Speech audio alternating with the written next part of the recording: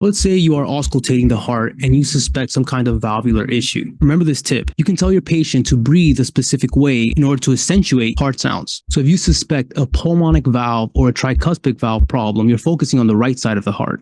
You can tell your patient to inhale in order to accentuate these sounds.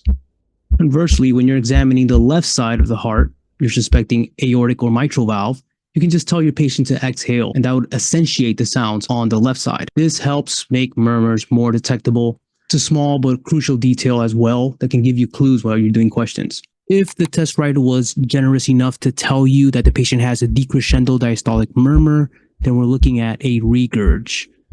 If it gets louder in exhalation, then it's an aortic regurg because it's on the left side.